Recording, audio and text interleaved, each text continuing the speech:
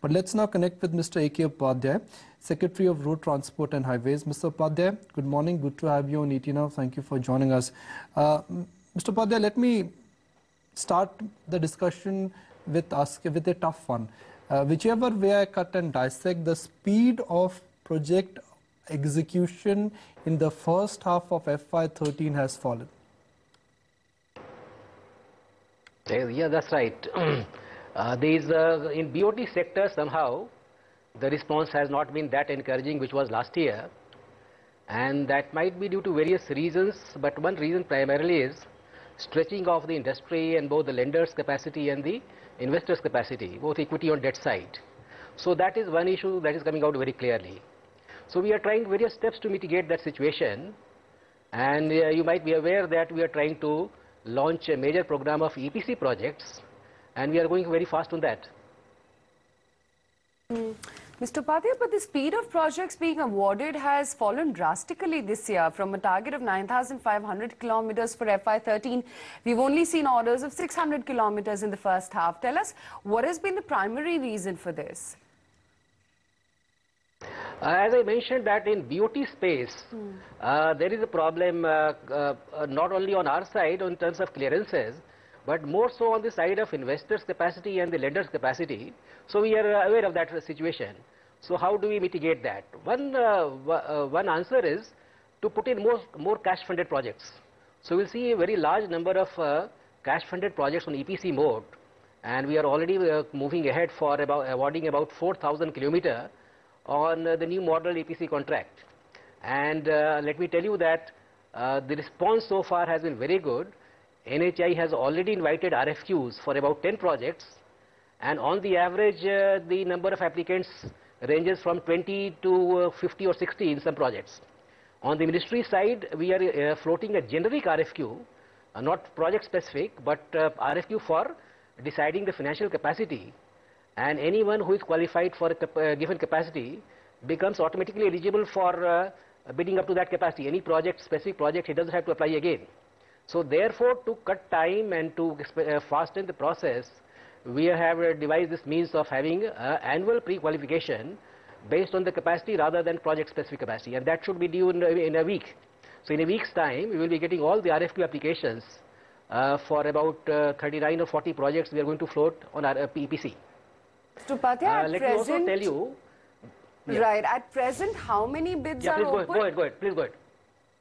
At present, how many bids are open? What I said was that about, I'll tell you. For EPC projects, we have just started. We have just invited the RFQ. In NHI, 10 projects bids for RFQ has come. This is a qualification. And what I'm saying is that huge number of applications are coming for each project. Our ministry's general RFQ is due in about a week's time. 26th is the due date, when we are going to have RFQ applications for general pre-qualification for the entire projects going to be bid out this year, and which means that they don't have to apply again, they don't have to submit documents again for each project. Once they are qualified for a capacity, they are automatically qualified, so we start straight away RFP. So that process is still on. Mr. Upadhyay, so can I safely assume that NHAI will not be able to meet its full year or FY13 target of road execution of 9,500 kilometers? It is too early for that, because last year also you are aware that in the last month we gave a big push, and we were able to achieve, not only achieve our target, we were able to cross that. Now once the EPC projects start rolling out, we are talking about 4,000 kilometers, so we straight away touch about 5,000 kilometers. We have about 700 kilometers awarded, and plus 4,000 is 5,000 kilometers. That infuses cash in the sector. So the basic problem is the equity and debt both. And let me tell you that to relieve that also, we have a proposal under consideration to allow change of ownership, not after COD plus 2 years, but there is a proposal, we are seriously discussing that, whether they can be allowed to exit just after commercial operation of a project. And that also churns up equity, frees equity in the market. So the point is that government is at the highest level, is seized with that, and apart from putting it EPC projects, we also trying to help the sector in many ways. So give me a realistic number. I know you're trying your level best to achieve your FY13 target, but I want a realistic commitment. Yeah, yes. I would definitely try to achieve the target, and last year also we achieved that, and we are still 6 months short of the FY13. So therefore, I won't like to give a pessimistic figure. As far as we are concerned, we are moving full steam, and we are hopeful to be very near that. What has not worked in the past? What gives you the confidence that it will work in the future? Because borrowing costs are still high. We know that private sector capex has broken down. What gives you the confidence that private companies in the next 6 months, they will come back and they would like to, execute orders, because they've been shying away from taking any fresh projects? Once the general scenario improves, that would be a big factor.